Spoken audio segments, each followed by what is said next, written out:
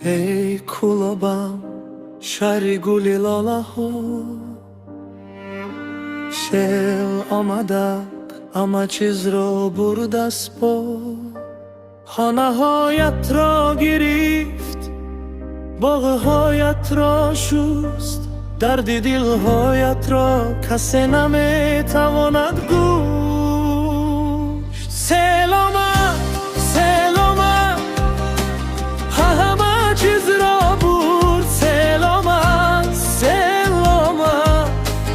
دل ها را لرزاند کلابم تو میمانی از نمی شکوفی کلابم تو میمانی باز خستم میگیری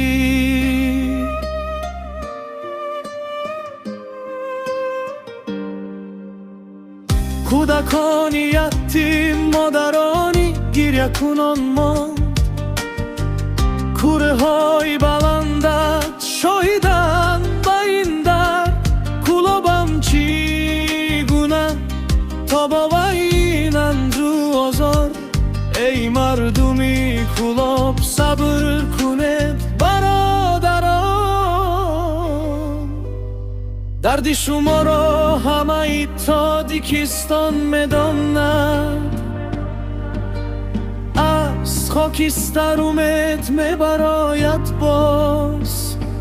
نوری صبح میآید از پس این غبار دست به دست برادر باز میشوی باز سیل آمد همه چیز را برد سیل آمد دل ها را لرزاند کلابم تو میمانی از نم شکوفی کلابم تو میمانی باز خستم میگیری از خاکستر امید میبراید باز کلاب دوباره خواهد هست این را دلها میداند خنده برمیگردد به کوچه های تو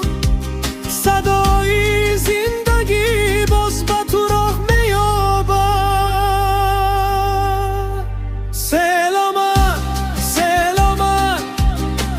همه چیز را برد سیل آمد دیو ها را لرزاند کلابم تو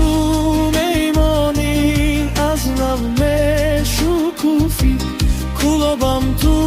میمانی باز خستم میگیری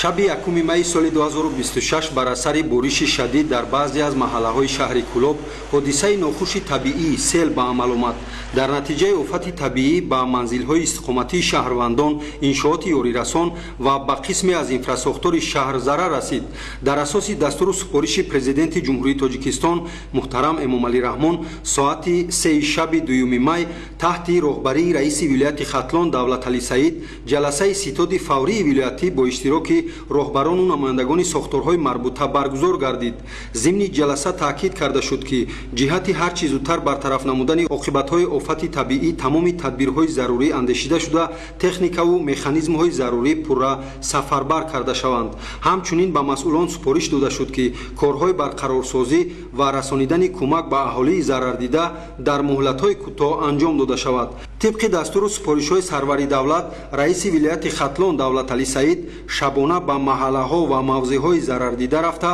аз вазъи воқеии минтақаҳои осебдида аз наздик шинос шуда ҳамзамон бо сокинон суҳбат карданд. Зикр гардид ки дар натиҷаи ин ҳодисаи нохуши табиӣ мутаассифона 3 нафар ҷони худро аз даст дода, 2 нафари дигар бо ҷароҳатҳои гуногун дар муассисаҳои тиббӣ бистарӣ гардиданд. дар робита ба ин ҳамдардӣ ва таслияти пешвои миллат президенти ҷумҳурии Тоҷикистон Эмомалӣ Раҳмон аз ҷониби раиси вилоят ба пайвандони фавтидагон ва хонаводаҳои зарардида расонида шуд. дар ҷараёни боздид ба мақомоти дахлдор дастур дода шуд ки ҷиҳати ташкили гурӯҳҳои корӣ